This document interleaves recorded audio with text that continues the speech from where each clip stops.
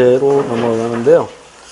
국제경제단원에서 시험 문제 출제해 둘 만한 게 첫 번째 간단히 정리하고 문제로 바로 들어가게 무역정책하고 무역이론 있고요.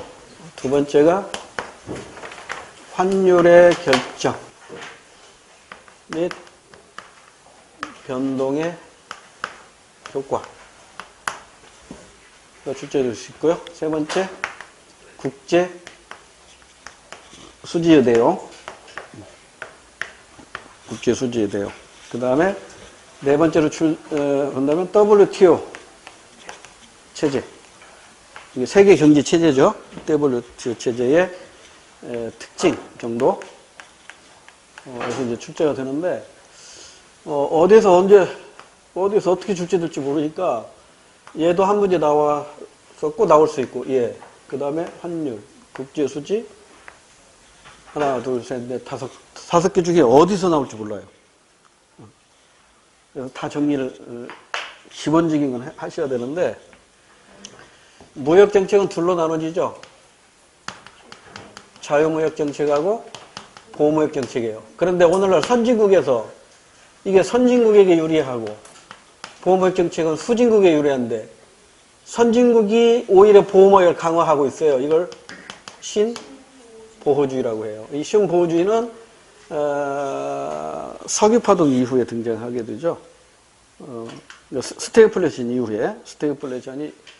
이후에 이제 선진국에서 신보호주의를 강화하게 됩니다.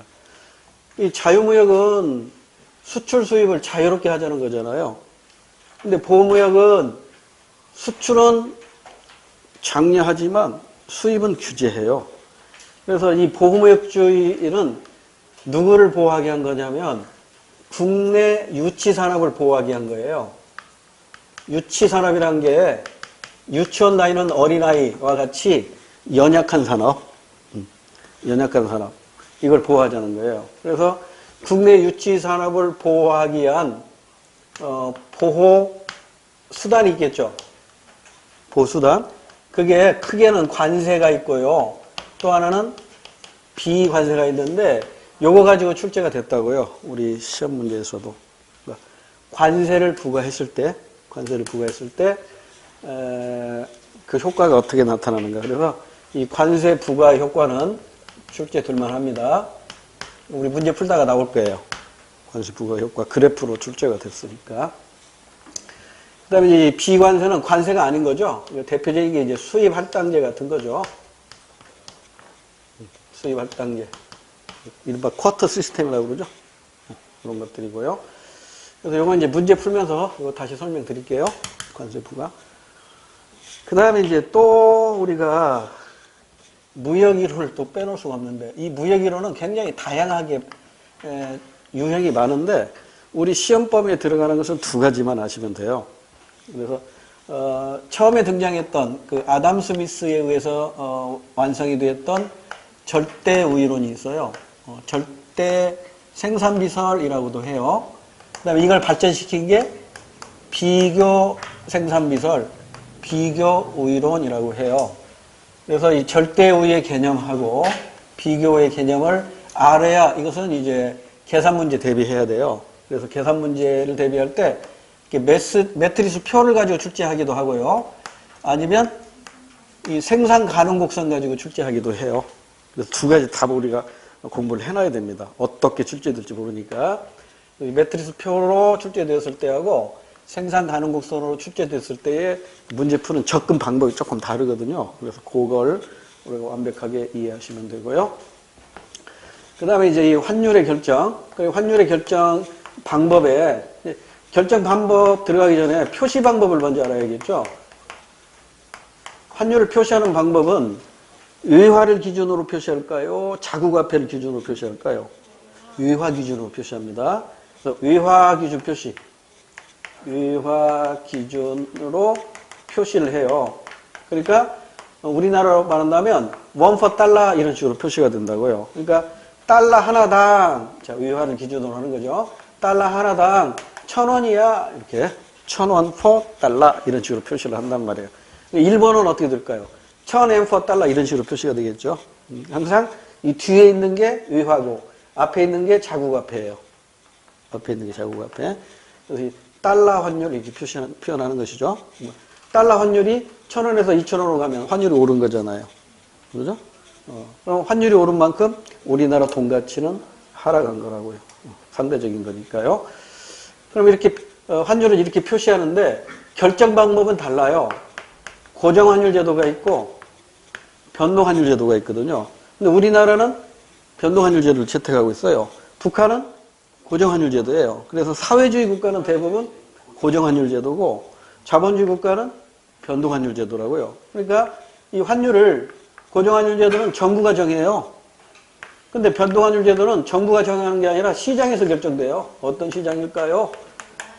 그렇죠. 달러나 유로화나 이런 외화가 거래되는 시장에서 결정이 된다고요. 그래서 외환시장에서도 달러의 가격은 달러의 이제 달러의 수량에 대한 관계로서 달러에 대한 수요 곡선과 달러에 대한 공급 곡선이 균형이 이루어지는 점에서 균형 환율이 결정되고 균형 거래량이 결정이 되겠죠. 이 원리를 알고 있으면 문제 푸는데 별로 어려움 없을 거예요. 달러의 공급을 결정하는 것은 대표적인 게 수출이겠죠. 달러의 수요를 결정하는 대표적인 건 수입이겠죠. 그 밖에 달러의 공급은 외국인이 우리나라에 투자를 해요. 외국인의 국내 투자. 그럼 우리나라로 달러가 들어오겠죠.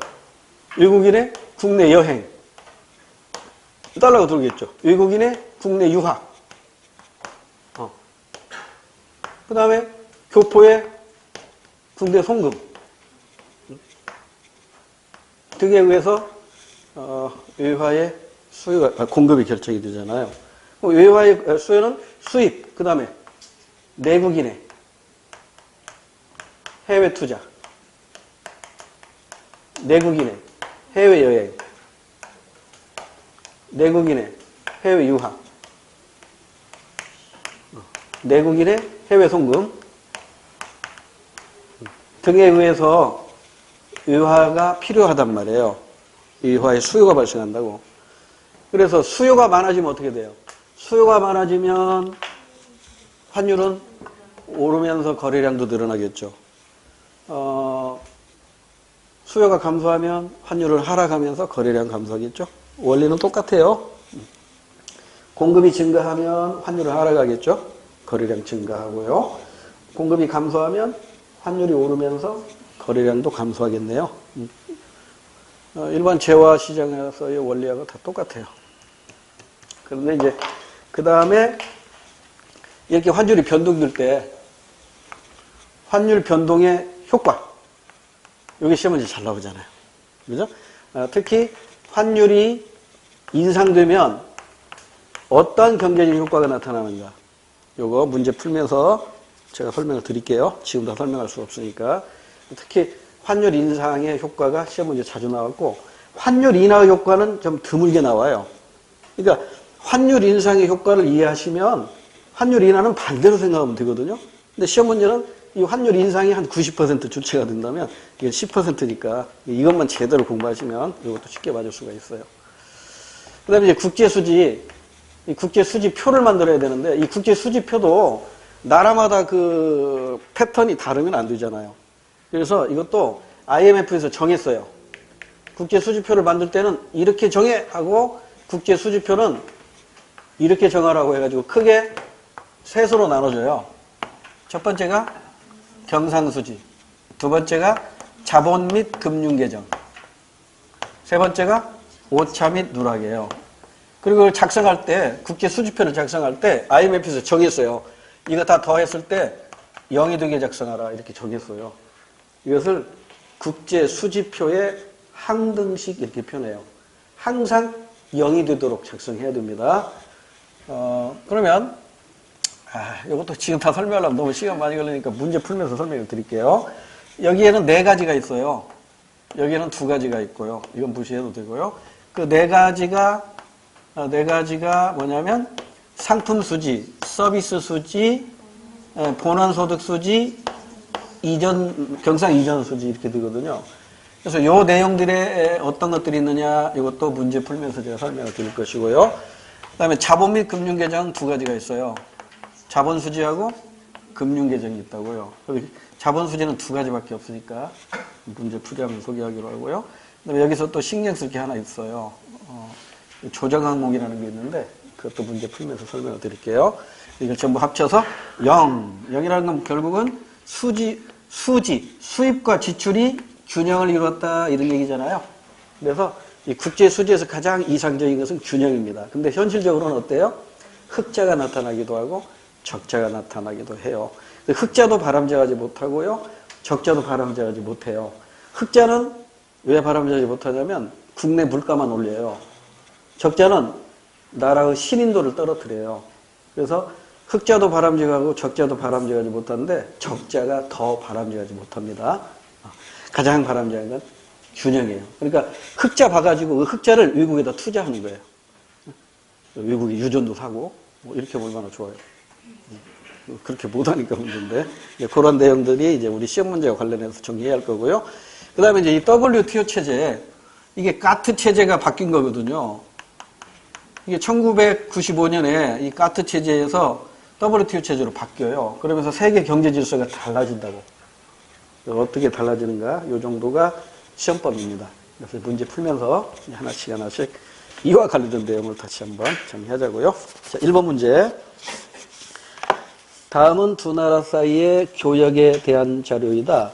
가나의 상황에 대한 설명으로 맞지 않는 것은 교역이니까 무역이론에 관한 시험 문제네요. 무역이론이니까 절대우위나 비교우위 가지고 시험 문제를 냈겠죠. 자, 틀린 거 골라야 되는데요. 자, 이 공부거리를 한번 봅시다. 우리 시험 문제는 가나 이렇게 두 개로 안 낼 거예요. 하나만 낼 거예요.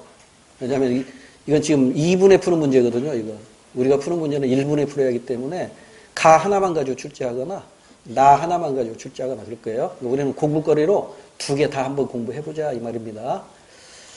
다른 조건이 동일하다고 할 때 프랑스산 밀 1kg의 생산 가격이 1달러인데 반해 영국산 밀 1kg의 가격은 2달러이다. 지금 생산 가격이라는 게 뭐죠? 생산비를 말하는 거죠. 생산 가격 얘기는 생산비가 이렇게 이해하시면 됩니다. 그 생산비로 출제될 때는 대부분 이거 매트리스표를 활용하는 문제입니다. 이걸 딱 캐치를 하고 들어가면 문제가 조금 자신감이 생겨요. 지금 생산 가격이 얼마나 나왔다는 얘기는 생산비 문제죠. 생산비 문제니까 빨리 매트리스표를 옆에다 그려놓고 문제 풀어야 돼요. 이거 눈으로 풀면 잘 안 풀립니다. 헷갈립니다. 그러니까 빨리 빈 공간에다가 이 매트리스표를 만들어 놓으세요. 줄 4개만 그리면 되잖아요.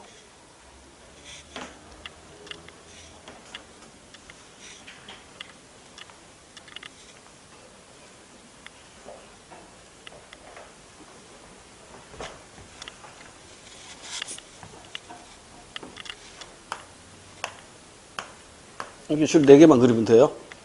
이게 가입니다. 이 무역 이론은요, 항상 전제 조건이 있다고 그랬죠. 지구상의 나라는 2개밖에 없고, 만드는 것도 물건이 2개밖에 없다는 전제라고요. 그러니까 항상 이 표 가지고 출제할 수밖에 없어. 지구상의 나라가 지금 2나라밖에 없어요. 프랑스하고 영국밖에 없어요. 한국은 없어요.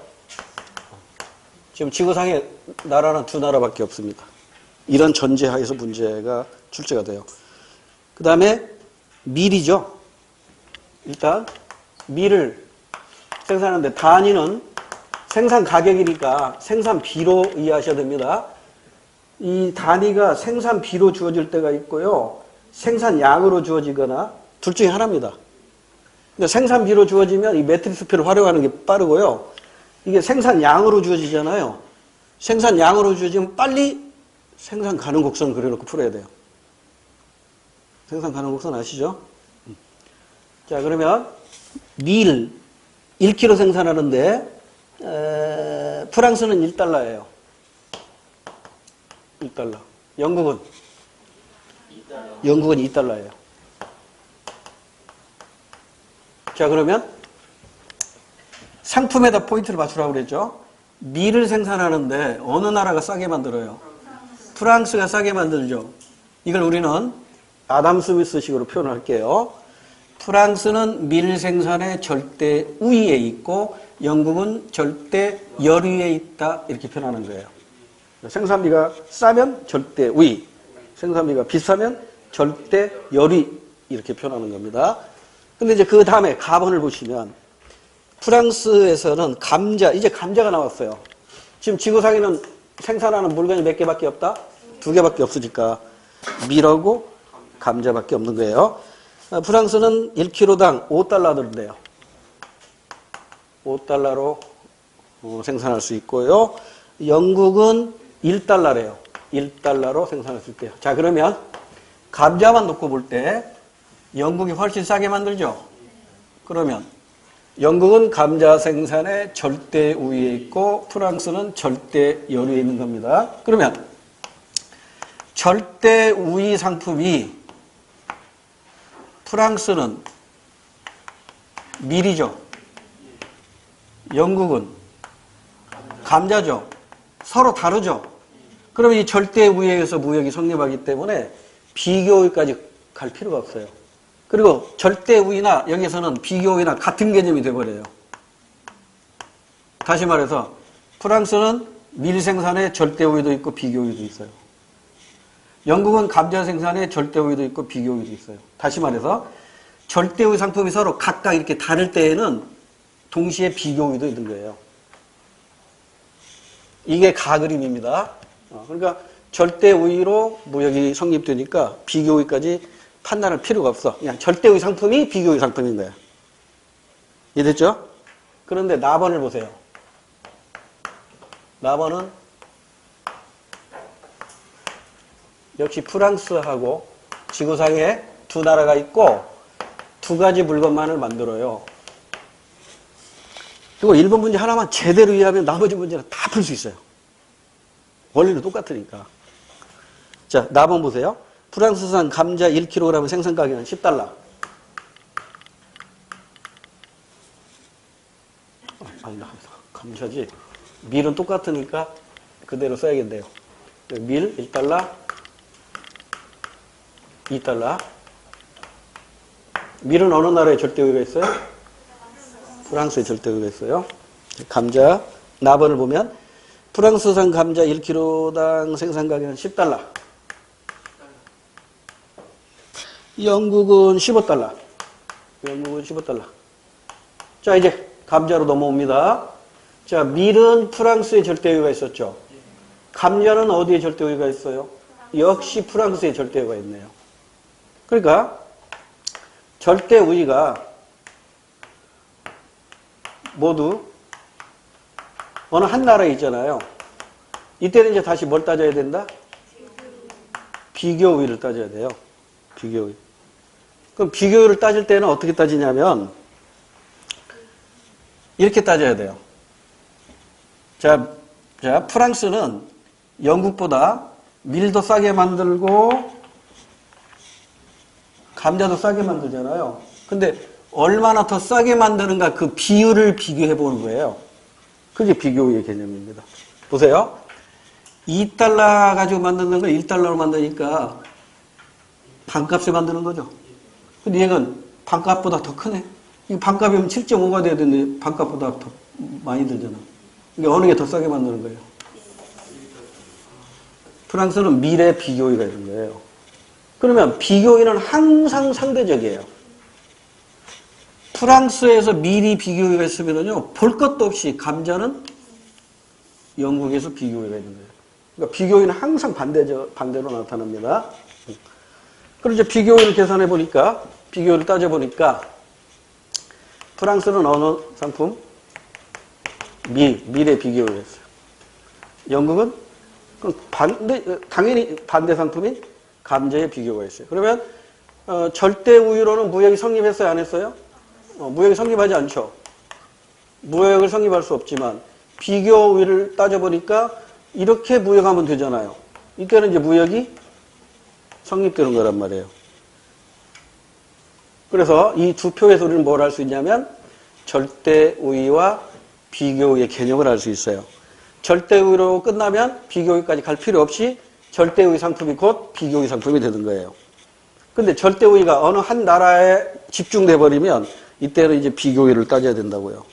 그 비교율은 싼 중에 더 싼 것, 비싼 중에 덜 비싸게 만드는 것이 비교율입니다. 그래서 하나만 판단하면, 하나만 비교율가 판단되면 상대 재화가 상대 나라의 비교율 상품이다. 이렇게 이해하시면 돼요. 저는 이제 개념은 끝났죠. 근데 시험 문제에서 프랑스는 밀의 절대 우위가 있는데 얼마만큼 절대 우위가 있느냐 이걸 물을 수가 있다고요. 얼마만큼 절대 우위가 있느냐. 그러면 이거 짜증나지만 계산할 줄 알아야 돼요. 이거 시험 문제 안 나온다는 보장 없습니다. 나올 수가 있기 때문에 이건 가장 기초적인 문제라고. 그러니까 가장 쉽게 됐는데 여러분이 공부를 안 하면 가장 어려운 문제가 돼버려요. 그래서 가장 쉬운 것부터 지금부터 소개해 드릴게요. 자, 그러면 먼저 요 가번 가지고 설명을 드릴게요. 자, 가번을 보면 이거 하나만 제대로 1번 문제만 제대로 이해하면 나머지 여러분 혼자 다 풀 수 있어요. 장담합니다, 제가. 자, 지금 여기 프랑스하고 영국이라는 두 나라가 있고 밀하고 감자라는 두 가지 물건만을 만들어요. 당연히 여기에 투입되는 단위, 이 투입되는 것은 생산량이 아니라 생산비입니다. 그래서 여기 지금 1달러, 2달러, 여기는 5달러, 1달러 이렇게 됐단 말이에요. 그러면 먼저 프랑스 입장에서 한번 봅시다. 프랑스 입장에서 영국과 비교해 보는 거예요. 밀하고 감자 생산비를 비교해 보는 거예요. 밀은 영국은 얼마에 만들어요? 2달러에 만드는데 프랑스는 1달러에 만들죠. 그러니까 영국에 비해서 프랑스는 생산비가 50%밖에 안 들어요. 그러니까 얼마나 싼 거예요? 50%가 싼 거라고. 50% 싼 것이니까 이걸 이렇게 표현할 수 있겠죠. 50% 절대 우위에 있다 이렇게 얘기하는 거예요. 이게 만약에 40% 나오면 60%가 싼 거잖아요. 60% 절대 우위가 있는 거예요. 이게 만약에 70% 나오면 30%가 싼 거니까 30% 절대 우위에 있다 이렇게 얘기하는 거예요. 근데 감자는 영국에서는 얼마에 만들어요? 1달러에 만드는데 프랑스에서는 5달러에 만든다고? 그럼 이거 얼마가 나와요? 500%가 나온다고. 그러면 이건 얼마나 절대 열의에 있는 거예요? 450%죠. 100원에 만들 걸 500원에 만들고 있잖아요. 그러죠? 그러니까 500%니까 100원에 만드는데 500원에 만드니까 400% 절대 열의에 있다 이렇게 얘기하는 거예요. 이해됐나요? 이게 절대 우위, 절대 열의의 개념이에요. 그러니까 이제 이 표를 주고 이 표에 대한 설명으로 맞는 걸 골라라, 틀리는 걸 골라라 해가지고 가장 원시적인 시험 문제는 이렇게 된다고. 다음 표에 가면 프랑스는 밀 생산에 50% 절대 우위에 있다 하면 맞잖아요. 감자는 프랑스에 400% 절대 우위에 있다 하면 이건 틀린 거고. 그러면 이제 영국을 한번 볼까요? 자, 영국의 생산비를 이제 프랑스하고 비교해 보는 거야. 밀하고 감자입니다. 이제 이거 뒤집어지면 되겠죠? 영국은 1달러로, 프랑스가 1달러로 만들 때 영국은 2달러로 만드니까 200%가 나오잖아요. 그러니까 100% 절대 열의에 있어요. 100% 절대. 100원에 만들고 200원에 만들고 있잖아요. 감자는 어때요? 5분의 1이죠? 20%죠? 이건 80% 절대 우위에 있다. 이렇게 얘기하는 거예요. 그러니까 절대 우위에 있는 상품만을 전문적으로 만들어야 되겠죠. 그 전문적으로 만든다 이걸 두 글자로 뭐라고 그래요? 특화라고 하는 거예요. 그러니까 프랑스는 밀을 특화하면 되고요. 영국은 감자를 특화하면 됩니다. 그 무역을 해야겠죠. 그 무역을 할 때 전제 조건이 필요합니다. 밀하고 감자를 어떻게 교환하지? 이게 교역 조건이라는 거예요. 교역 조건. 근데 이 교역 조건을 알기 위해서는 기회비용의 개념을 알아야 돼요. 자, 그러면 자, 이건 이제 다 이해됐죠? 그럼 이거 지우고 이제 기회비용을 한번 따져볼게요.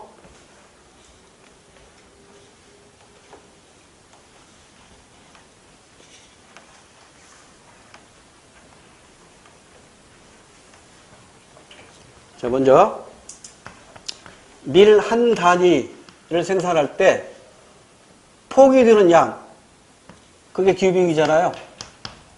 기회비용은 뭘로 표시가 돼요? 감자로 표시되겠죠? 감자로 표시된단 말이에요. 근데 이게 감자로 표시되는데 프랑스하고 영국하고 밀 1단위의 기회비용이 다르다고. 그러죠? 자, 먼저 프랑스 밀 1단위의 기회비용 얼마예요?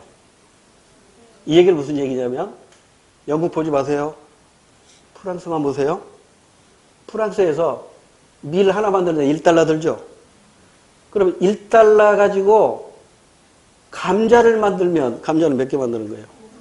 5분의 1개 만들 수 있는데 이걸 포기하고 밀 만든 거잖아요. 다시 프랑스에서 밀 한 단위의 기회비용은 이 1달러로 만들 수 있는 감자의 양 얼마? 5분의 1. 감자 5분의 1개입니다. 5분의 1달러. 그럼 영국은 어때요? 자, 이제 프랑스 보지 마세요.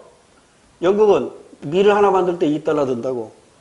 2달러로 밀 안 만들고 감자 만들면 몇 개 만들어요? 2개 만들 수 있잖아. 그 2개 만드는 걸 포기하는 거잖아요. 밀 1단위 기회비용. 영국은 감자 2단이라고. 감자로 표시가 돼요. 자, 그래서 밀 1단위의 기회비용이 프랑스하고 영국이 이렇게 다르잖아요. 그러죠? 그러면 교역 조건은요. 교역 조건은 밀 한 단위에 대해서 감자는 이 사이에서 정하면 되겠죠. 그래야 양국 모두 무역이익을 얻을 거 아니에요. 그래서 교역 조건은 밀 1대 감자 몇 개? 5분의 1에서 5분의 1에서 2개. 이 사이에서 무역을 하면 돼요. 그러면 이제 말을 바꾸면 감자 1단위의 기회비용은 어떻게 돼요? 감자 1단위의 기회비용은 프랑스하고 영국하고 다르겠죠? 이것만 뒤집어지면 되죠?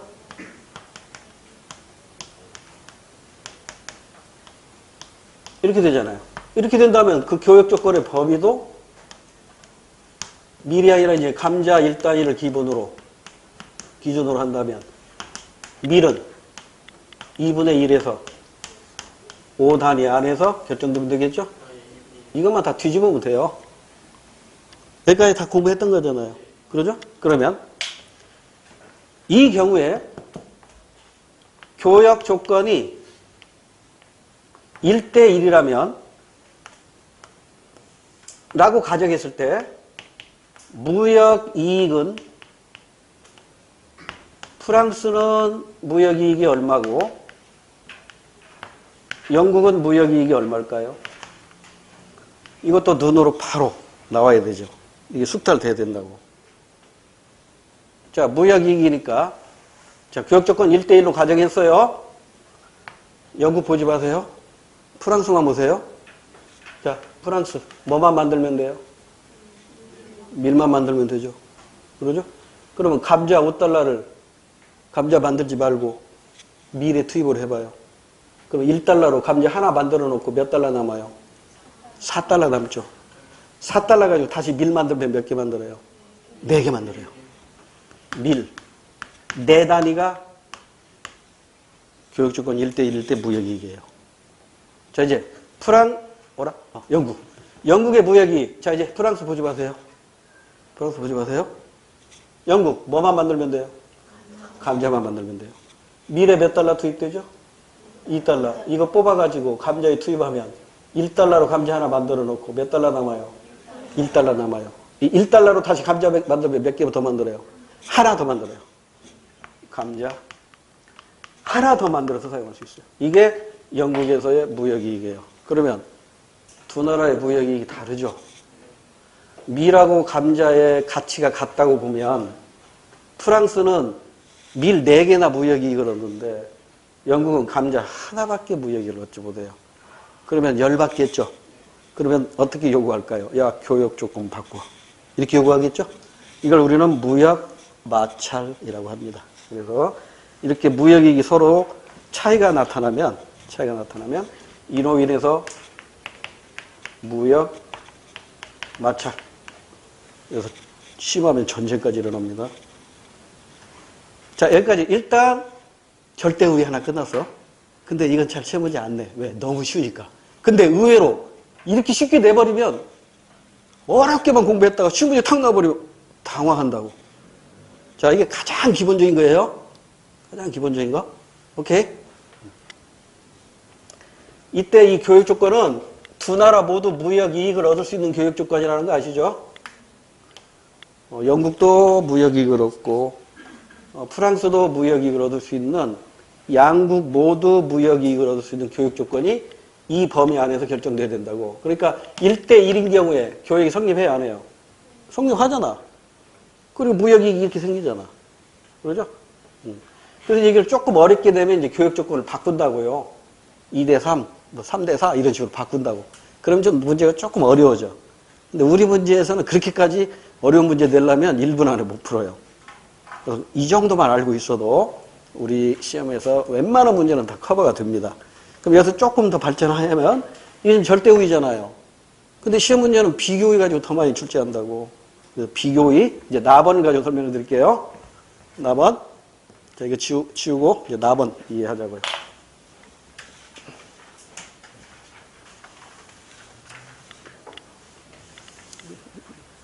나번은 요걸 그대로 활용하면 되겠네요.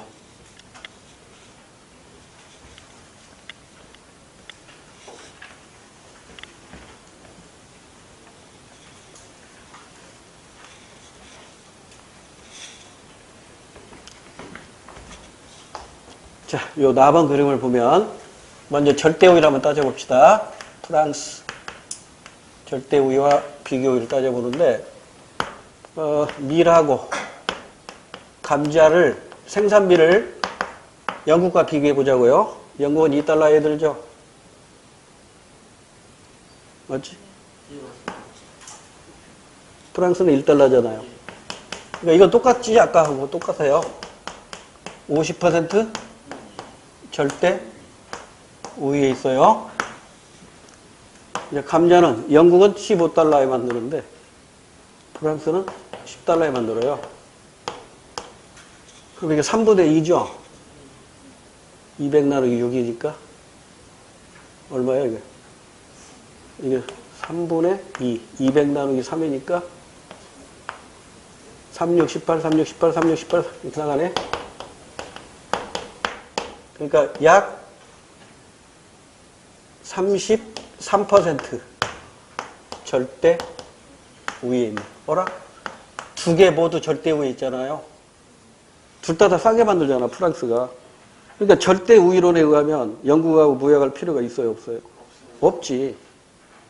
그래서 이 아담 스미스의 절대 우위론을 발전시켜서 이런 경우에도 무역을 하면 무역이익이 생긴다라고 주장한 사람이 바로 리카르도의 비교이란 말이에요. 그러면 지금 프랑스는 둘 다 싸게 만드는데 싸게 만드는 것 중에 더 싸게 만드는 게 있잖아. 어느 게 더 싸요? 얘가 더 싸잖아. 밀은 영국에서 100원에 만들 때 50원에 만들잖아요. 감자는 영국에서 100원에 만들 때 67원에 만들잖아요. 그러니까 얘는 50원 싸고 얘는 33원 싸니까 싼 중에 얘가 더 싸죠? 얼마나 더 싼 거야? 17% 더 싸네. 약 17% 더 싸다. 이걸 비교 우위에 있다. 이렇게 얘기하는 거예요. 그러니까 절대 우위에 의하면 프랑스의 모든 상품이 절대 우위에 있어요. 그렇지만 비교 우위에 의하면 밀이 비교 우위에 있는 거라고. 그러니까 밀만 만들면 돼요. 이게 비교 우위론이야. 그러면 영국으로 잠깐 도보 해협을 넘어가 봅시다. 영국으로 가면 밀하고 감자의 생산비를 이제 프랑스하고 비교해 보는 거야.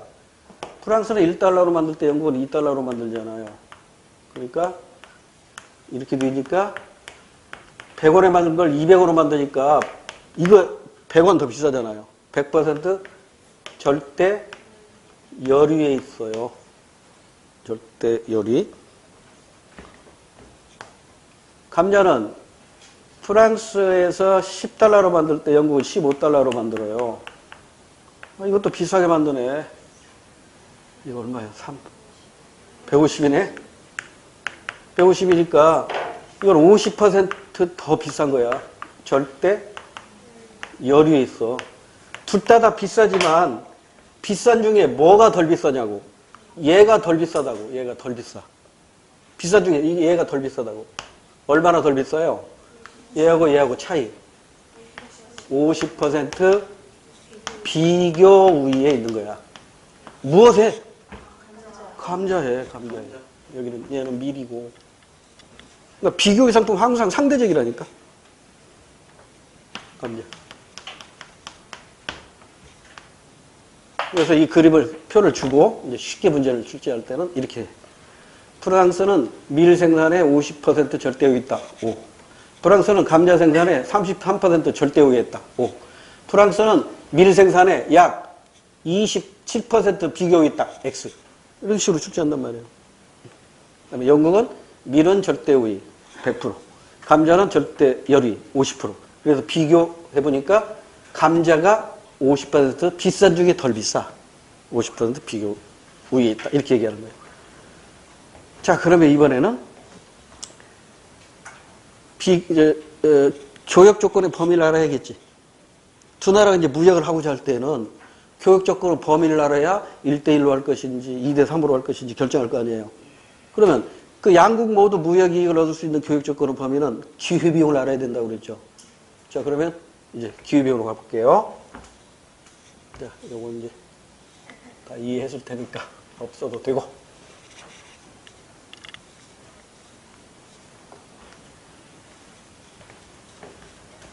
볼까요? 자, 먼저 밀 1개 만드는데 포기되는 게 기회비용인데, 포기되는 건 당연히 감자겠죠? 감자가 포기되는데 이게 프랑스에서 포기되는 감자 양하고 영국에서 포기되는 감자 양이 다르잖아. 자, 이제 영국 보지 마세요. 프랑스만 보세요. 프랑스 밀 하나 만드는데 얼마? 1달러. 이걸로 감자를 만들면 몇 개 만들어? 10분의 1개 만들잖아. 근데 10분의 1개 안 만들고 밀 만든 거니까 밀 1달러에, 밀 하나의 기회비용은 감자 10분의 1개죠. 프랑스 감자 10분의 1달. 예, 영국으로 옵니다. 프랑스 보지 마세요. 영국은 뭐만 만들면 돼요? 감자만 만들면 돼요. 15달러 들죠. 이 15달러로 밀을 만들면 몇 개 더 만들어요? 7.5개 만들죠. 7.5개 만들 수 있는데 밀을 안 만든 거잖아. 그러면 감자 하나의 기회비용은 밀 7.5단위.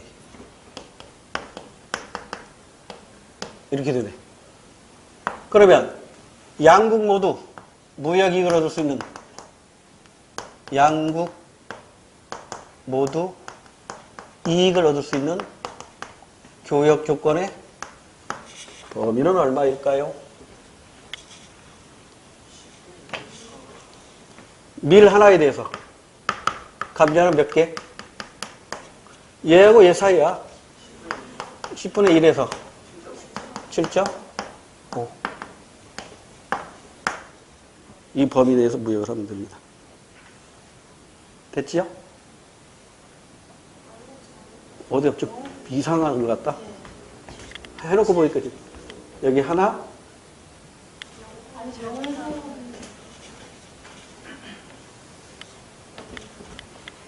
잠깐만, 네, 해놓고도 지금 프랑스 10분의 1 맞나요? 영국은 15 가지고 밀을 만들면 15분의 2. 밀에 대한 기회비용이. 밀에 대한 기회비용이잖아요. 근데 그러니까 밀에 대한 기후비용이니까. 감자 15분의 2가 그렇지. 요걸로 이걸 만드는 거지. 봐요, 다시. 이 2달러 가지고 감자를 만들면 몇 개 만들어요? 15분의 2. 15분의 2. 좀 어색하더라. 그러니까 여기가 뭐가 들어가야 돼요? 10분의 1에서 15분의 1이 커요. 10분의 1이 커요. 15분의 1이 작죠? 15분의 1에서 10분의 1 범위 내에서 무역을 해야 돼요. 15분의 2. 이거 약효율이 떨어졌네 벌써. 15분의 2가 크잖아요. 그러면 자 10분의 1에서 15분의 2 범위 내에서 교역이 이루어져야 무역이익이 발생해요. 그러면 1대1로 교역, 자, 이 경우에 교역 조건이 1대1이라면 무역이 성립해야 하나요? 무역 성립 안 해요. 여기 1이 없잖아. 그럼 1대1이 아니면 어떻게 해야 돼? 1대 10분의 2 또는 10분의 3. 이 범위 내에서 교육 조건이 정해져야 된다고요. 이해됐죠? 그래서 거의 무역이익은요, 교육 조건 1대1일 경우를 전제로 했을 때 시험 문제에서 무역이익이 나오거든요. 그러니까 이 표 가지고는 무역이익에 관한 문제는 안 내요. 낼 수가 없어. 됐죠? 여기까지 이해됐죠? 그러면 이제 이거 뒤집어 보세요. 감자 1단위에 대해서는 밀은 몇 단위 범위 내에서 무역을 해야 양국 모두 무역이익을 얻을 수 있을까요? 뒤집으세요. 2분의 15면 얼마야? 감자 하나에 대해서는 밀 7.5개 이상 초과해서 줘야 돼요. 7.5, 그 다음에 10개 미만으로 줘야 되겠죠. 됐지요? 자, 여기까지 이해가 됐으면 이제 다음 문제 풀면서 복습하면 돼요. 자, 일단 1번 문제 봅시다. 1번 문제. 가의 경우 영국은 감자 생산에 특화한다. 가의 경우 영국은 감자입니까? 맞네? 1번 맞네. 맞는 거로 해서 틀린 거 오라고 했네. 자, 1번은 맞아요. 2번. 가의 경우 프랑스는 밀에 특화한다. 프랑스는 밀에 특화한다. 맞네. 3번. 나의 경우 영국은 감자에 절대 우위가 있다. 감자는 모두 프랑스에 절대 우위 있어요. 감자는 나의 경우 영국은 감자에 절대 우위 땡. 프랑스에 모두 절대 우위가 있어요. 대신에 이제 비교 우위는 프랑스는 밀, 영국은 감자 이렇게 되는 거예요. 3번이 틀렸습니다. 4번. 나의 경우 프랑스는 밀 생산에 절대 우위와 비교 우위를 모두 가지고 있다. 나의 경우 어디 있어? 나의 경우는 절대 우위가 모두 프랑스에 있기 때문에 절대 우위와 비교 우위를 구분해야 돼요. 가의 경우는 절대 우위가 곧 비교 우위고 비교 우위가 곧 절대 우위가 되겠죠? 왜? 절대 우위가 서로 다르니까. 그렇지만 어느 한 나라의 절대 우위가 모두 있게 되면 비교 우위는 각각 따로따로 나온다고. 그러니까 지금 4번은 어떻게 해야 정확해요? 나의 경우 프랑스는 밀의 절대 우위가 있으면서 밀의 비교 우위도 있어요. 그러니까 맞네, 이건. 이건 맞는 얘기죠. 뭔지 알겠죠? 이런 식으로 출제가 됩니다. 그래서 1번 문제 가번과 나번을 여러분이 완벽하게 이해하셨다면 이제 그 다음부터는 문제가 아주 쉽게 풀릴 거예요. 자, 2번으로 바로 갈게요. 2번까지만 하고 조금 쉬었다 합시다. 휴대전화하고 에어컨인데 지금 매트리스 표가 나왔잖아요. 그리고 옳은 걸 고르라고 했고 단위가 명이죠. 단위가 명이니까 생산비예요, 생산량이에요? 생산비라고. 노동은 생산 요소니까 생산비로 봐야겠죠. 그리고 교역 조건이 1대1이라고 했네. 그럼 이건 누워서 떡 먹기죠. 그럼 표 그려놓고 해볼까요?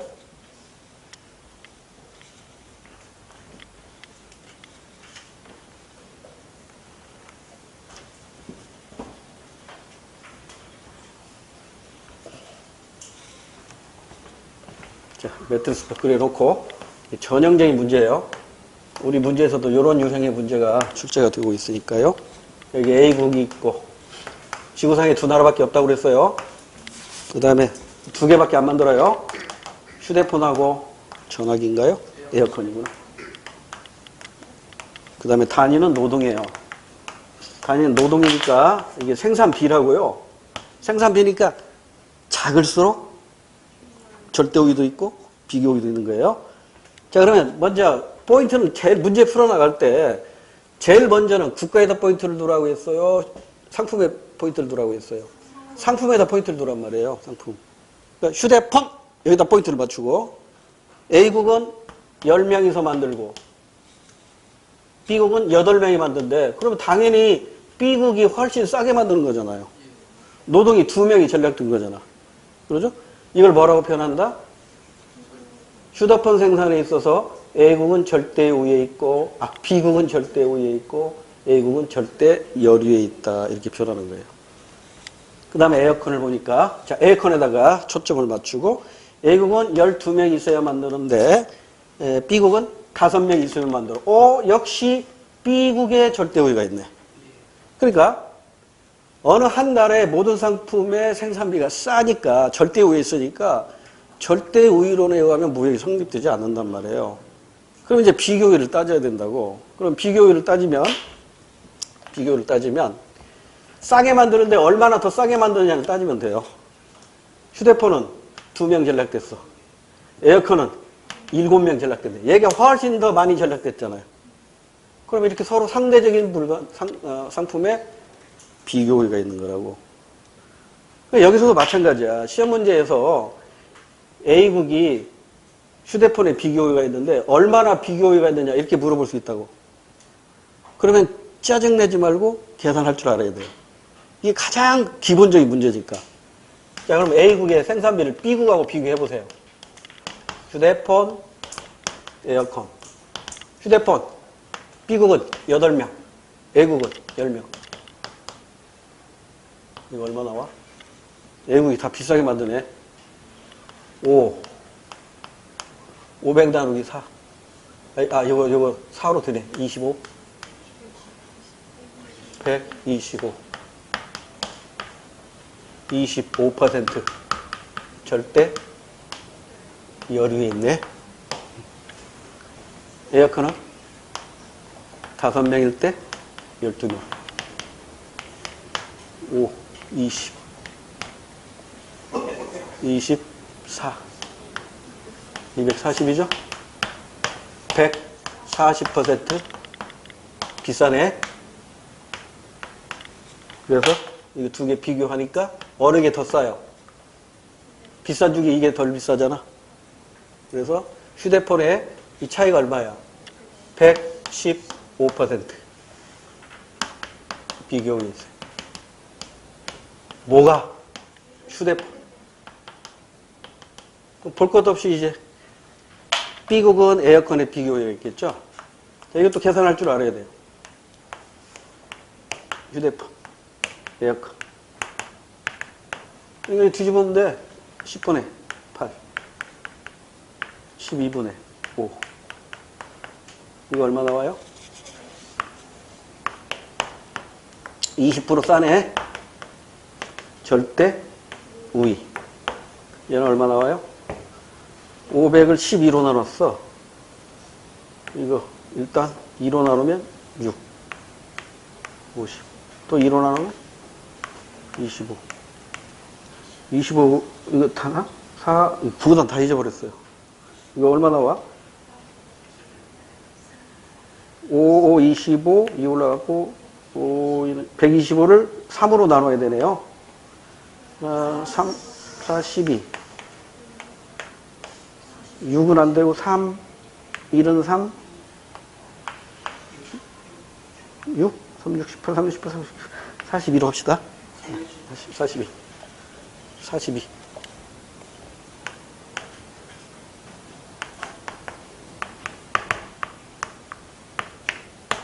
따라서 이건 얼마에 약 58% 절대 우위에 있어요. 그래서 이걸 절대 우위를 비교해 보니까 얘가 더 싸. 휴대폰이 더 싸요. 휴대폰이 얼마나 더 싸요? 약 38% 비교 우위가 있어요. 뭐가? 아, 이건 20원 싼 거고, 이건 58원 싼 거잖아. 아, 이거 지금 약기운이 진짜 떨어졌네. 이게 더 많이 싸잖아요. 이게 더 많이 싸.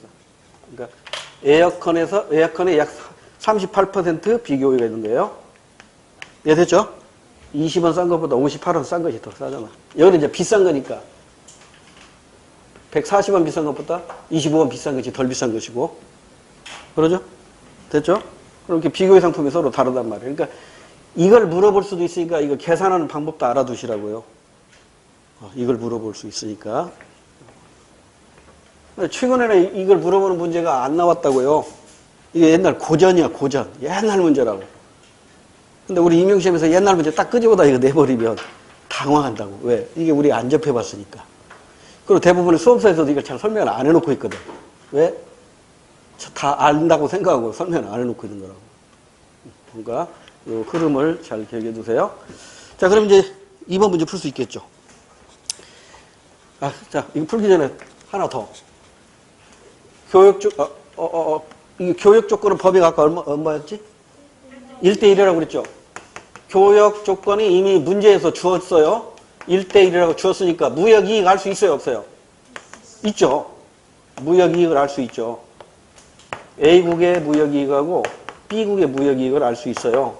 A국의 무역이익은 휴대폰이겠지. 왜? 비교인 상품만 만들면 되니까. B국은 에어컨이겠지. 자, 그러면 A국의 무역이익 뭐만 만들면 돼요? 휴대폰만 만들면 되죠. 그러니까 에어컨에 투입되는 12명 뽑아가지고 휴대폰에 투입하니까 몇 명 남아요? 2명 남잖아요. 이렇게 하니까 2명 남죠? 이 2명 가지고 다시 휴대폰 만들면 10분의 2개. 즉 5분의 1 단위가 무역이익이에요. 그럼 B국의 무역이익은, 자, A국 보지 마세요. B국만 보세요. B국 뭐만 만들면 돼? 에어컨만 만들면 돼. 그러니까 휴대폰에 투입된 8명을 에어컨에 투입을 해봐요. 그럼 에어컨 하나 만들어 놓고 몇 명 남아? 3명이 다시 에어컨 만들면 5분의 3. 이게 B국의 무역이익이에요. 그럼 무역 마찰이 일어날 수밖에 없네. B국은 무역이익이 많은데 A국은 무역이익이 적잖아. 그러니까 무역이익 교육조건 바꿔! 이렇게 요구하겠죠. 그러면 양국 모두 무역이익을 얻을 수 있는 교육조건의 범위가 어떻게 되냐 이거지. 그럼 뭐로 판단하면 된다? 기회비용으로 판단하면 돼요. 그러니까 휴대폰 하나만 가지고 해보자고. 자, 휴대폰 1단위의 기회비용을 알면 휴대폰 1단위의 기회비용은 뭘로 표시가 되죠? 에어컨으로 표시가 되겠지. 근데 A국과 B국의 기회비용이 다르겠죠?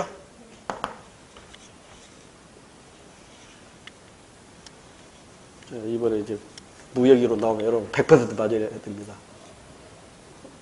자, 이제 A국만 볼까요? A국. 휴대폰 하나 만들 때 10명이 들어가요. 10명이 에어컨 만든다면 12분에 10개 만들면 돼요. 자, B국으로 가요. B국은 휴대폰 만드는데 8명이 들어가는데 이 8명이 휴대폰 만들고 에어컨만 만들면 5분에 8개 만들어요. 따라서 양국 모두 이익을 얻을 수 있는 교역 조건의 범위는 휴대폰 하나에 대해서 에어컨은 몇 개 범위? 12분의 10에서 12분의 10이면 약분하면 6분의 5 해서 5분의 8이니까 1과 5분의 3 1과 5분의 3 이 범위 내에서 무역을 하면 되겠죠? 그러니까 1대1로 무역하면 무역이익이 있어 없어? 있잖아. 1이 이 사이에 있으니까. 그죠? 여기까지가 출제 범위야. 더 이상 출제할 게 없어요. 자, 그러면 우리 문제로 와. 1번 A국은 휴대전화에 B국은 에어컨에 절대 우위가 있다. 들렸죠? 절대 우위는 B국에 모두 있어요. 그 다음에 2번 A국은 휴대전화를 B국은 에어컨을 특화 생산하는 것이 유리하다. 그렇습니다. 비교 있는 것을 전문적으로 만들면 됩니다. 어느 한 가지만을 전문적으로 만드는 걸 특화 생산이라고 하니까 2번 정답이네요. 그럼 나머지는 공부거리입니다. A국이 특화한 상품을 2단위 생산하여 한 단위 교역을 할 경우에 3명의 노동력 절감 효과를 가진다. A국은 3명이에요? 2명이죠? 3명이 아니라 2명이지. 10개를, 휴대전화는 10명이 만들고 에어컨은 12명이 만드니까 노동력은 2명 전략되는 거죠. 그 다음에 4번. B국이 특화한 상품을 2단위 생산하여 1단위 교육할 경우 특화 상품은 0.3단위에 해당하는 무역이익을 얻을 수 있다. B국? 자, B국의 무역이익 어디 있어? 이거잖아. 에어컨 5분의 3이라고. 5분의 3이면 이거 10분의 얼마야 이거? 0.6이라고 10분의 6이잖아. 그러니까 0.3을 0.6으로 바꿔야 맞습니다. 자, 이해하니까 쉽잖아요. 그러니까 이런 문제는 자꾸 숙달을 시키세요. 하고 또 하고 자꾸 풀어봐야 숙달이 됩니다. 잠깐 쉬었다가 이제는 매트리스 표가 아니라 생산 가능 곡선을 통한 절대 우위와 비교 우위 문제 풀어보도록 합시다. 잠깐 쉬었다 하게요.